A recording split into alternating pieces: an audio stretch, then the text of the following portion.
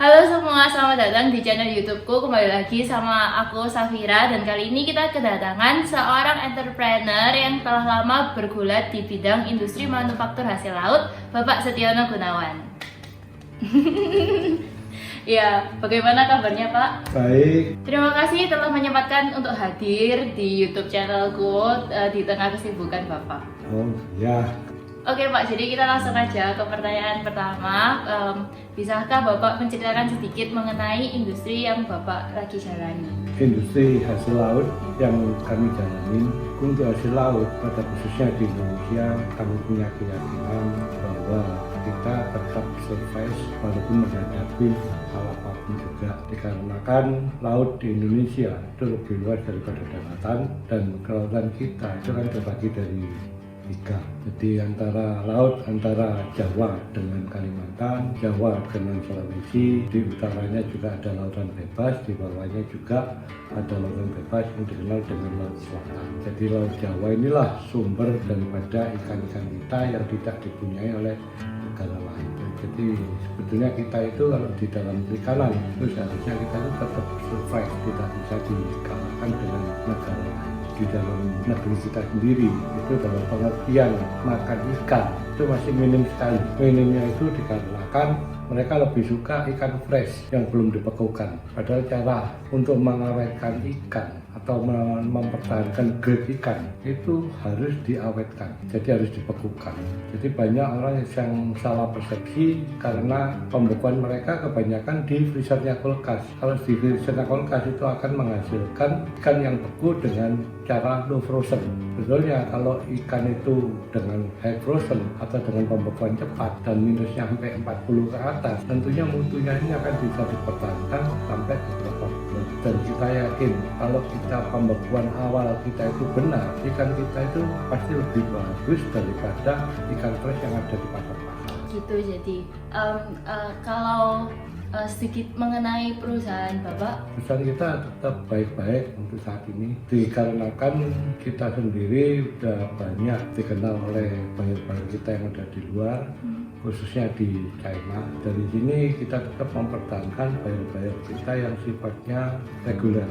Kita nggak membutuhkan buyer yang banyak, yang kita butuhkan adalah buyer-buyer yang pasti. Dikarenakan harga perikanan itu sendiri juga terus naik, jadi seperti nilai dolar di nilai-nilai lainnya itu harga sering bergejolak. Jadi dari sini kalau kita mendapatkan buyer yang sudah reguler, tentunya kita lebih mantap. Yang penting mereka membutuhkan ikan-ikan kita semaksimal kapasitas produksi kita, dan di sanalah kita itu mempertahankan perusahaan kita. Kalau sudah berapa lama Bapak bergulat atau mendirikan perusahaan Bapak? Kalau kita bergulat itu sudah lama juga. Saya bergulat di dalam perikanan itu sejarahnya cukup panjang. Saya bekerja mulai dari karyawan. Oh iya, itu sejak tahun berapa ya Pak? Tahun 85. Lalu kalau perusahaan Bapak sendiri? Saya berdiri start bekerja itu tahun 94, 93, 94. Dan saya dari karyawan, tentunya kekurangan modal dan sebagainya.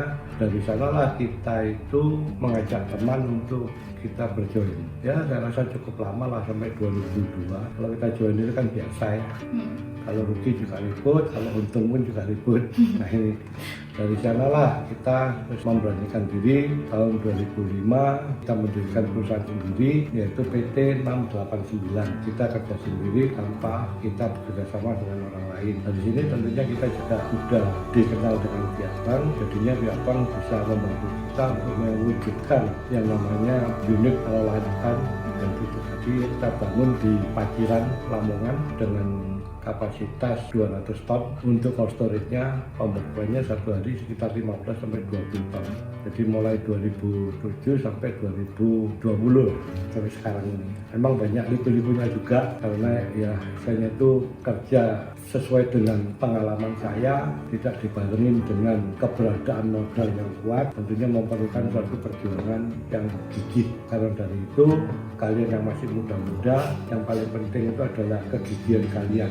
Baik Pak, jadi kalau Bapak mulai mendirikan perusahaan sendiri tahun 2005. Itu 2005 ya, betul. Jadi kayak apa yang mendorong Bapak untuk menjadi seorang wirausaha?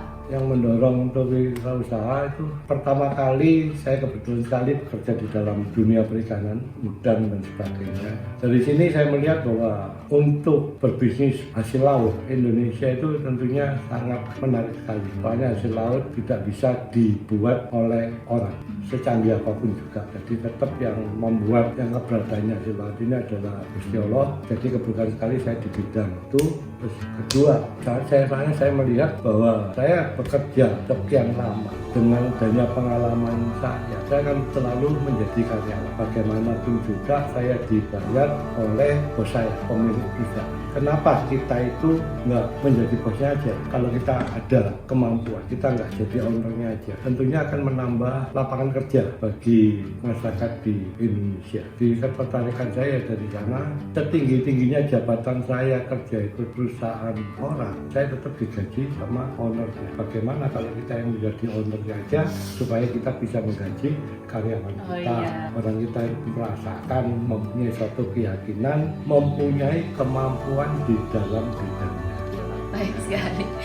Selanjutnya kan sekarang kita lagi di masa pandemi COVID-19 dan banyak perusahaan yang memilih untuk surviving the business. Jadi kayak mereka lebih mempertahankan bisnis untuk survive dan untuk bisa melewati masa pandemi ini. Untuk perusahaan Bapak sendiri, bagaimana untuk menghadapi situasi pandemi ini, Pak? Ya, tentunya kita sendiri juga kena imbasnya. Karena pandemi ini bukan di Indonesia aja, melainkan global di seluruh dunia. Perekonomian dunia menurun, pembelanjaan mereka juga menurun, ya tentunya akan berpengaruh dengan pembelian ikan-ikan kita. Maka kita itu mempunyai satu keyakinan bahwa makanan yang dinamakan hasil laut ini tentunya akan dibutuhkan orang. Jadi kita tetap bertahan, kita tetap memproduksi pada waktu pandemi seminimal mungkin untuk mempertahankan keberadaan perusahaan kita, dan kita sendiri juga tidak menginginkan memphk karyawan. Jadi kita memproduksi dengan kerugian sekemampuan kita untuk mempertahankan keberadaannya perusahaan. Karena kita punya keyakinan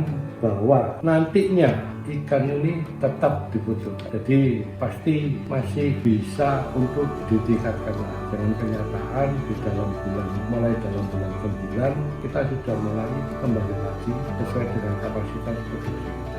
Memang sebelum bulan 9 antara bulan 4 sampai bulan 8 kita memang rugi. Cuma kita punya keyakinan bahwa ikan ini tidak bisa dibuat oleh manusia, jadi tetap ikan ini diproduksi oleh manusia. Tentunya kita mempunyai suatu harapan dapatnya kita kembali lagi seperti semula. Gitu, Pak. Oke, jadi sekian interview kita dengan seorang entrepreneur mengenai survival pada global pandemic COVID-19 ini. Terima kasih pada Pak Setiono sudah mau hadir, menyiapkan waktu, dan terima kasih sudah memberikan informasi kepada kita semua mengenai sedikit tentang industri manufaktur hasil laut dan juga survivalnya pada masa pandemi COVID-19 ini. Ini sama-sama. Semoga kalian bisa lebih sukses daripada kita yang sudah berumur ini. Semangat. Amin, Pak. Dan penuh perjuangan. Jangan lupa hidup amanah. Ya, amin, Pak.